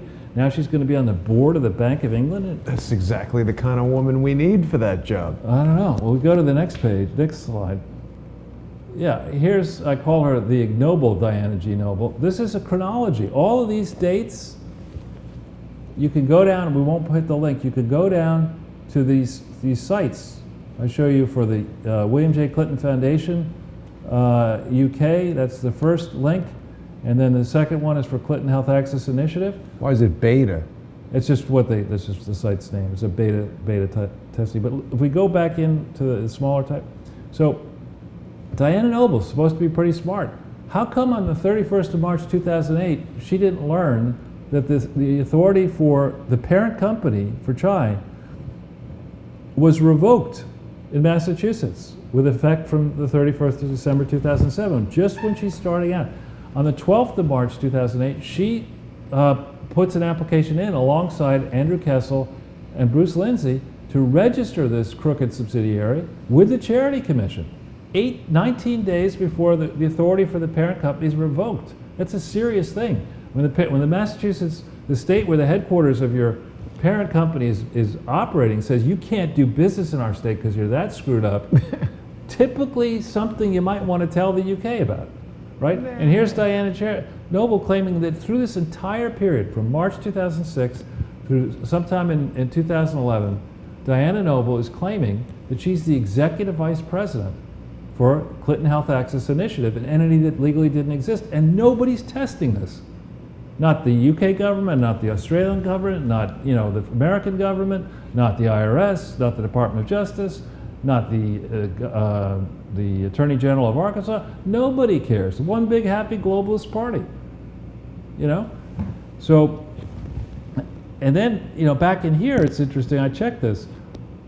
This entity that was created the 29th of September 2009 files an application for federal tax exemption on the 31st of December 2009 and purposefully omits the names of the people involved in this operation so that we can't tell exactly what role Diana Noble had. She claims she was in charge of the whole international thing. She doesn't show up in the Clinton Foundation 990s for 2006, 7, 8, 9, 10, or 11. She doesn't show up in this form. She does show up in certain UK filings, but those filings were a tiny little company that doesn't really explain where all these hundreds of millions of dollars that funneled through Unitate actually went. How could all these smart and seemingly super official people do all this shady stuff and think that nobody's ever going to find out? Because that's how they roll. It could be as bad as the corruption is that rampant in the UK and in Washington D.C. and it would seem in Arkansas. Amazing. Well, Arkansas is easy to believe. Yeah. So if we go to the next page. All right, this is lifted from her resume. Look at this. Ms. Noble served as an executive vice president at Clinton Health Access Initiative, where she served for 5 years. She joined the Clinton Foundation's HIV/AIDS initiative in 2005. It didn't exist legally. As executive vice president of operations, with responsibility for 43 countries, 5 global teams, oversaw the scale-up of a global program. She served as its executive vice president of global teams and served as its special advisor. Okay, this is from a Bloomberg summary. Here's one from a fund that she's on the board of. Another public, it's a company in the UK, another registered company. And there's a photo of her. And if you go down biography, okay, here, Diana joined CDC after 5 years with the Clinton Foundation's Health Access Initiative, where she took a number of roles, including executive vice president of operations. How could you operate in 43 countries and not know this was a fraud? Yeah. Right? In every single one of these countries, most of these countries in Africa and Asia, when you go in, you have to register your charity. If it's this big, you absolutely have to register it in places like Nigeria and South Africa and Tanzania. Yeah, but Rwanda. can't you just pay whatever agency? But the point is, putting up, here's the law, right? And here's what she did. Here's what happened under her tenure. Right. This is a person who was head of the CDC and was still maintained a connection, it would seem, to the illegal Clinton Foundation while she was head of the CDC. That's all the people they want working for the Clinton Foundation. It's just like a rogue gallery, and then they go have positions in these agencies all around the world. It's amazing. We just keep going on those slides. Slider-roonies. And we're almost actually done. If we go to the next page. Okay, this is, I just thought the Charities Act of 2011 amended the Charities Act of 1993. But here you see it is an offense for a person knowingly, and I'm going to assume that she's so dumb she didn't know, but instead she recklessly provided the commission with information which is false or misleading in a material, particularly if the information is provided, This is what happened. If you look, is U.S.? This is UK. UK law, okay? You're listening, UK regulators. In particular, Alana Goodman at the Daily Mail, Tim Raymond at the Sunday Times of London. Are you listening? I mean, you can see this legislation. I didn't try to get all the places in which they broke the law in the UK because we don't have enough time in this century to get through it. Yeah. But if you go and you hit this link here, for people who are curious, here's the 250 pages of English law. And you could go at your leisure and try to decide how badly did they break English law. As a guess, it's not simply the charity aspects, it's also going to be obtaining something by deception. And you start doing this, as a former president, as head of the CDC, around the Commonwealth, all these different countries that are modeled on the UK, have UK laws that have charity laws, you're breaking all these laws? I mean, I would have assumed that somebody in the UK would want to make an example of this Diana Noble, an example of the Clinton Foundation, and say, we will not stand for this anymore. We want our damn money back from you, and you people have made a lot of money at CDC off the UK taxpayer. You people at the Clinton Foundation have made a lot of money off various government taxpayers, illegally, and that money needs to be repaid. Is that a law, obtaining something by deception? Generally speaking, I'm not a lawyer, but generally speaking, it's a principle that applies in UK and US law. I know so many people who have done that. That's right. That's what makeup's all about, I guess. But anyway. So no, that's not what I was talking about. I'm just teasing you. So if we go to the final slide. Oops. Which is a little problem. There we go. All right, and maybe make that a little bigger. Seems to be actually has changed a little bit each week, but it's always interesting to see the syntax you choose. To keep you guys awake, that's what we try to do here. So people are asking questions in the UK about whether Philip May, Theresa May's husband, and businesses he was associated with, whether they have been investing capital abroad, skirting the rules. And to be fair, when you invest money abroad, which people have to do, the laws can be extremely complicated, and the smartest way to do some forms of international legal investments are to do it through shell companies in the Cayman Islands and other places like that. It's just a smarter way to do it. There's nothing criminal involved, unless what you're doing is people are going to John Podesta and saying, all right, John, we understand you're probably going to be a pretty senior guy when Hillary wins. Right. So why don't we give you a sweetheart deal that you don't want to disclose anywhere to be a director of Jewel Unlimited, which is going to really do well under the Hillary Clinton administration, and we'll just cut you in for some discounted supercharged stock that you're not going to tell anybody anything about. That's illegal. Don't lose your cell phone in the taxi or make your password for the email password. Right. And I think we're going to see. There's this Vanity Fair article here, the second link. The Panama Papers and now the Paradise Papers. We're going to start. Sorry. I don't think you had these links up. Yeah, you're right. I didn't. That's why I couldn't find it. Here it is. So this is a story that's worth, Joseph Stiglitz is a famous guy. This is a story worth reading about and understanding. There are sadly lots of potentially crooked deals that were papered over in Panama, the country of Panama, and as well in these other island paradises, the so-called Paradise Papers. Well, and Charles, Carolyn Dare Wilfred's brothers and father had some offshore trust that was revealed in the Panama Papers that's resulted in some drama there. Right. So the notion that elected leaders should be investing in offshore stuff offshore is not something I sign off on. I mean, a lot of people are making a lot of difficulties for Trump over his gigantic empire. I'm one of the people who suggested early that he put everything in a trust fund. He didn't listen to me. Did not do that. You didn't do it. He should have done it. Some bad's going to happen down the road. Well, it's just why it's riskier. I mean, it's not like. How does he not have you in the cabinet there, just telling him exactly what to do? No. Charles, Highway to Serfdom on Periscope wants to ask you, who prosecutes worse, Rhode Island or Arkansas? Who prosecutes? Who does a worse job? It's difficult to know what they're trying to ask. Is Rhode Island worse than Arkansas? I think Arkansas is a lot worse. Really? Rhode Island, yeah. The mayor of Rhode Island, or the governor or something, was like a mob boss. And the mayor of what's the capital of Rhode Island? Providence. Providence. The mayor of Providence was like a mob guy who got I think he beat somebody over the head with a log from a fireplace. Well, Providence has a long and distinguished history, including an ancestor of mine who was an original founder of it. I love it. Anyway, we always have to have these little animated ancient ortels. It wasn't an ortel. It was somebody else. It was a green, actually. They would all look exactly like you in my cartoon. They wouldn't. We talked about this hit in in Ukraine last week. We talked about how, and it turns out now that apparently this was staged. Right. And you have a lot of experience in Ukraine.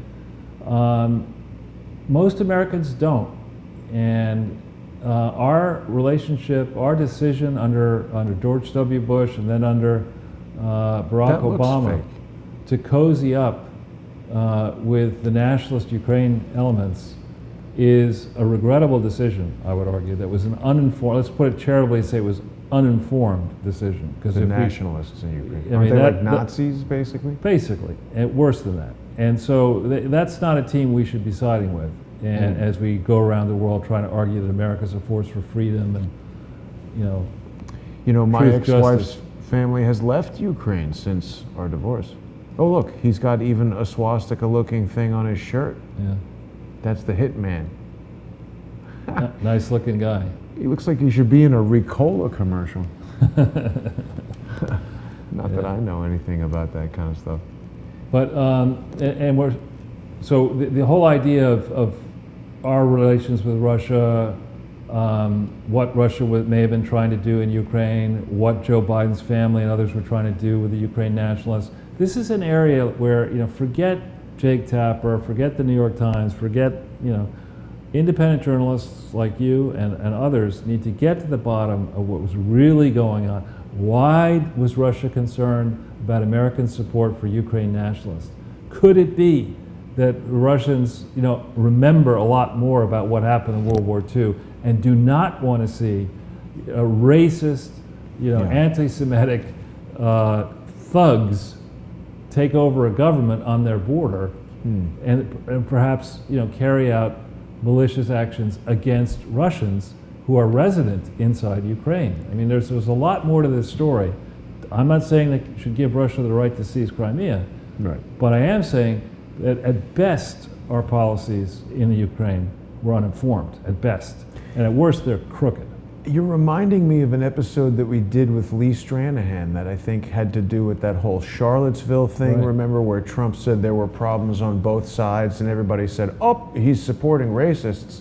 Lee pointed out that when that whole riot, or whatever you want to call it, started, the people came out chanting, I think it's dirt and blood, which was the exact chant that these Ukrainian nationalists were. It was like totally a Right. Soros setup. Right, I believe it was. I really do. But people, they try to distract you with nonsense. They'll be like, oh, Trump's a racist, that's the story, forget about all this other important stuff. And they lock in on that. That's a technique. Right, I know. And we see other people using that as well. So we're seeing the Italy election, we're seeing now, if you hit this link, we're seeing the new Interior Minister of Italy saying, you're going to be packing your bags and getting the hell out of Italy. Who is going to be packing the bags? These migrants. Oh, really? Yeah, you're seeing you're seeing Slovenia just voted in a similar way. Really? Yeah, I mean, I don't think that, or I should say, put it the other way, the Obama policies, trying to shame European nations and the United States into taking these Mideast, quote, migrants out of Syria. Which Obama policies basically created them. Right, the Hillary Clinton policy starting in Libya. And then into Syria with John McCain's able support. It's just it's foolishness. Absolute foolishness. This guy looks like he smokes a lot of cigarettes. Yeah, hemp. So if we go back into the El Slidos. Did his thing say hemp? Was he supporting hemp? I don't know. He's just got like the black circles under his eyes, like. We have now, people are starting to focus on these races for Attorney General, and I would like to encourage Crowdsource people that this is absolutely correct. We have got to be asking anybody running for Attorney General in this election cycle in November why they aren't prosecuting the Clinton Foundation and the Clinton Foundation initiative. Whether Democrat or Republican, we've got to have a write-in campaign, a Twitter campaign. You'll get some traction if you continue, and thanks for your help. We've got to find somebody who probably will know how to do this, who can make it easy for any Twitter follower to send a tweet to an Attorney General candidate saying, "What can you promise us that if you're elected Attorney General, you will investigate and prosecute the Clinton Foundation for fraud? Yes or no?" But you can't promise that you'll prosecute without doing the investigation first. I said, well, can you promise you'll investigate the Clinton Foundation and then prosecute for fraud if warranted? Okay. You know, so you ask a question like that. Caveat. Whatever. But so any person seeking the Attorney General's position in any of these states, then beyond that, there are a number of Attorney Generals who are running for governor or higher office, senator. So they have to be asked again, you know, why didn't you investigate and prosecute the Clinton Foundation for fraud? We've got to get a Twitter campaign going on this, I think. And I'm now making a plea to our followers, you know, if you have the time, let's get this going. I'm going to start doing it, retweet it. Let's build a buzz. Let's make it go viral. Yeah. So that people start answering these questions. You got to come up with a cool hashtag, Charles, like time phone hack.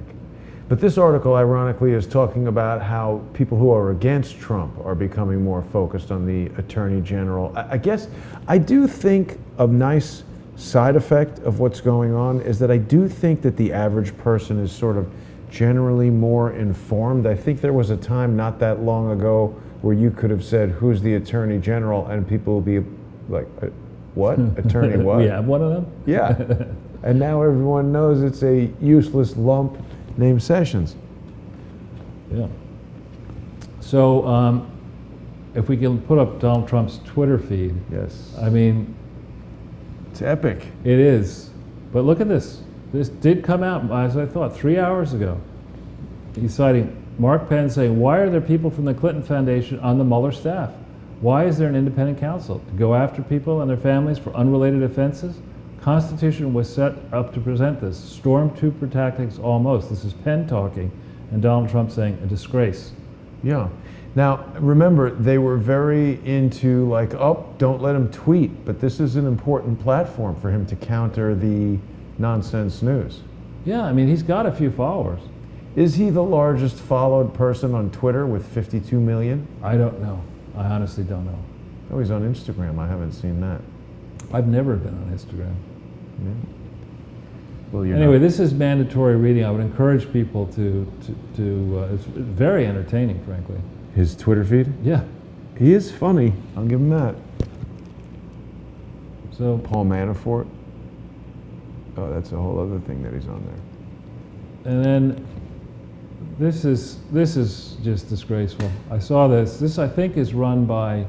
Whoa.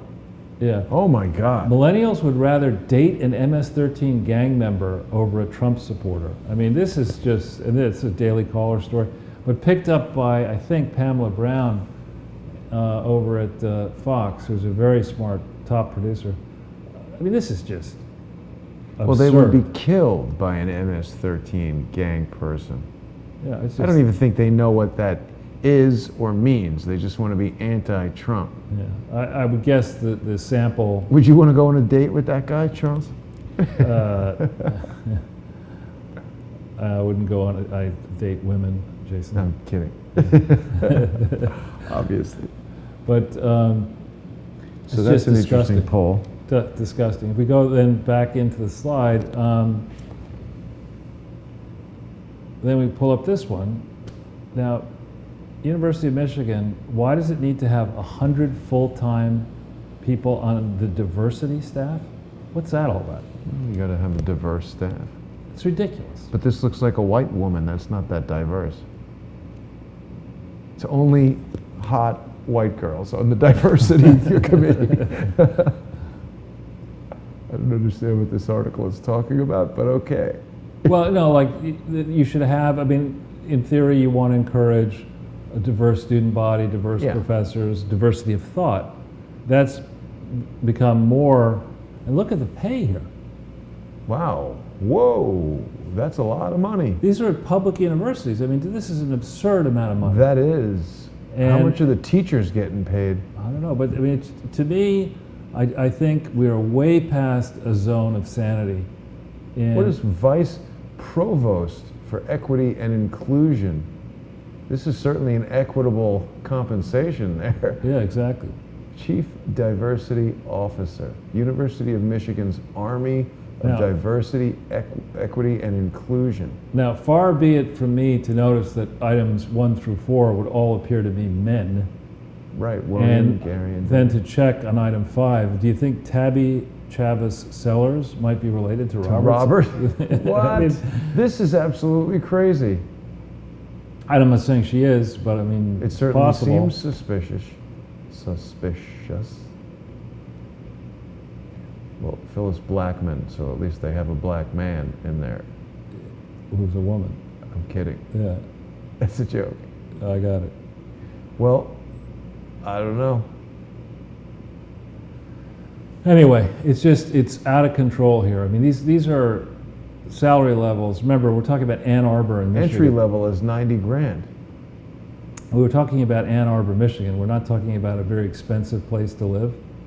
You know, and we are talking about a public university. We are not talking about Harvard, Yale, or Princeton. You know, this is just Crazy. indefensible staffing levels, indefensible pay, and more proof, more arguments for the initiative we're going to take after we get done with the Clinton Foundation frauds and related frauds of exposing this epic corruption and waste in our system of higher miseducation. Perhaps you should start Ortel University. Oh, no. Why not? We could have a Skull and Bones club there. We just Tennis stop club. already with that. Anyway, so this actually here is good news, if true. This is in BBC. We've had some fake news in our last broadcast. But if this is true, sadly, most men after a certain age do get prostate cancer. If it is true that they now have developed this immune system drug, this really would have enormous impact. When you look at the age profiles of senior populations, in part, men die younger because of prostate cancer. Yeah, So- but I'm going to disagree with you openly here, Charles. All right, I think go this for is it. like throwing more fuel on the fire. I think what we need is people need more iodine back in their natural diets, which is because your prostate and other glands in the body are getting totally inundated with chlorine, bromine, fluoride, all these things that are in the water that are halogens in the periodic table, like iodine, but you have almost no iodine in the US diet. Japanese people get it from seaweed and stuff, but I think that's having a huge impact on prostate health, thyroid health, and just making more pills to overcome the problem of being inundated with pollution and chemicals. I don't agree with, No. but perhaps this is a good way for a pharmaceutical company to make more money. I don't honestly know, Jason, but I think I don't know. seems good news. It seemed like good news anyway. This guy He's- is he's a a scru- bumpkin or whatever He's the a word scruffy. is. He's a No, scruffy. what's the word? The boffins. He's a This- boffin scruffy. See, this is a classic scruffy. You know why? He's at some expensive place here. It looks like a bar. Can he not afford a razor blade? I mean, that's not a flattering beard, right? I mean, the guy looks like. Well, he's getting hammered, worried about his prostate cancer. Maybe less booze and that sort of stuff might. He took the trial. There you go. Well, good. Hopefully he's doing better. Love for him to get that prostate back in order.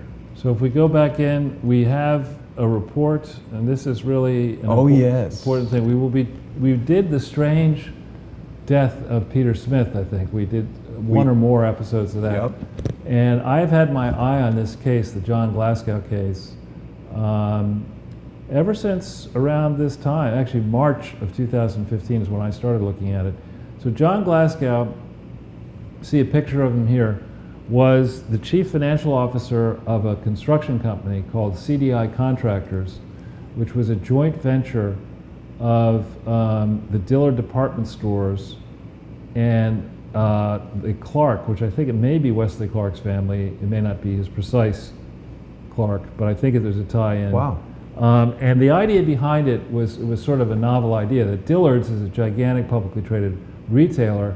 Who just was building store after store after store, getting ripped off by contractor after contractor after contractor. So they said, listen, why don't we find a contractor we can trust, do a joint venture, and have that contractor build out all our stores and encourage that contractor to take other business. Yeah. So they did that, And the first CFO that they found for this joint venture turned out to be a crook and embezzled all kinds of money from the joint venture. This young guy came in and replaced that crook. And CDI became then the contractor for the Clinton Foundation complex in Little Rock. Yes, right. The one thing they're legally allowed to do. Right. And it turned out that this guy on January 28th, 2008 disappeared. Right. And his remains were found in March of 2015. He was declared legally dead beforehand. There is now still an open case as to his death. They haven't determined, that it was either suicide or murder or what happened. So it's an open case. We will be revealing tomorrow in depth real big motives, economic motives, why this guy could have been killed. And we're going to take the audience through it in some depth and great detail. We're going to have slides which will point you to evidence, but I'll just give you the summary, and that is, in the crooked books, concocted books of the Clinton Foundation for the period 2003, 4, 5, 6, and 7, these crooked books are books that centrally confirm, where CDI and this chief financial officer was asking tough questions. The evidence shows about, something, we don't know what it was. I suspect it was all about the Clinton Foundation overcharging, claiming that they'd spent a lot more money on the foundation than they really spent. And now the contractors are trying to say, now wait a minute, we didn't spend $165 million on this thing. How come you say in your books you did? Well, there was the golf course, the strip club, right, the restaurant. Exactly. But the thing is, he disappears January 28th, 2008. Now what was that? That was smack dab in the middle of the Clinton Foundation, the Hillary Clinton first presidential campaign, when she had raised a ton of money and blown it. And the last thing she needed was to have people asking tough questions about the Clinton Foundation. This guy disappears on January 28th, 2008. I say he was murdered. Well, and also he's young, like 30s, right? He had no health problems, no children. He was married. He had a decent financial situation. He was basically on a course where he could have been very wealthy. And he kept his nose clean. And he made the mistake of asking some tough questions, and those questions got him killed. As a guest, by people, I'm not saying Hillary and Bill Clinton ordered his death, but people around the Clintons, thought Hillary was bankable and thought she would be the president, and likely thought they'd get away with even more murder, as it were, than they got away with when Bill was president. And this guy disappeared, and he ends up in a state park in a remote portion. They love doing that. With an antique rifle nearby, the same MO as Vince Foster. Right. There needs to be a serious investigation of the Clinton Foundation going all the way back to 1997. Ground that needs to go over in particular is the investigation that happened from 2001 to 2005, led by dopey James Comey and involving Robert Mueller, and should have involved Rosenstein. Why did they miss all this? Why did the fraud escalate even more after they stood down the first investigation? People who are not vulnerable in Arkansas need to be brought into this mix and go over the ground of this John Glasgow murder and follow it where it leads. It could well lead to powerful donors to the Clintons. Who knows where it actually leads, but this is an open case, and we're going to do a special thing on it tomorrow. And maybe the people that that I don't know, who I don't know, who are in the investigative world, like Thomas Paine and others, there's a medical examiner report that could be reviewed here. Yep, I want to try to get Dr. Rudd to look at that. Yeah.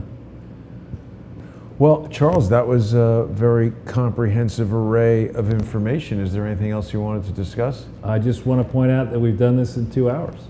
Very, very good. And I just want to point out that if people are watching regularly and enjoying the program, I'd love it if they become sponsors. They can be a monthly sponsor at patreon.com/crowdsourcethetruth, or make a one-time sponsorship payment at paypal.me/crowdsourcethetruth. And as I travel around to New Zealand, Los Angeles, Washington, D.C., the various other places that I'm going to go, even just the day-to-day operations, it requires regular funding. So if you're a regular viewer and you're not a sponsor, please reconsider. You got to become a sponsor so we can keep going into the future. It's good news that the main Crowdsource the Truth channel continues to grow in subscribers. We've got about 59,000 subscribers there. So if even a small fraction, if 10% or 5% of those subscribers came on for $1 or $5 a month, becomes a very financially healthy organization, and we can continue to develop more shows. I think there's a lot of research to be done into the strange death of John Glasgow. We've been talking a lot about Peter Smith now. That's come up again. It was only just a year ago that he was found dead. Lots of links to that Lawfare blog, which is written, we've got a writer on there, this guy Matt Tate, who's connected to Google Project Zero. A lot of the work that Quinn Michaels is doing now, it's interesting for me to see how the diverse guests that come onto the show are all studying topics that on one level or another seem to connect. And that's one thing that I try to do here at Crowdsource the Truth is I don't know the answers to all these questions, but sometimes when you bring all the people together who are asking the questions, one person has an answer that the other person may not. So it becomes extremely powerful, and I appreciate you being a part of that process as always, Charles. We should remind people to follow you on Twitter. They can do that at Charles Ortel, and they can also go to charlesortel.com. Do you have a link to charlesortel.com on here, Charles? I don't. Well, people can remember that quite easily. It's spelled exactly like your name. I hope so. That was the goal. Yeah, easy one to remember. So we will see everyone tomorrow for that special about John Glasgow. Thanks for tuning in, everybody. See you then.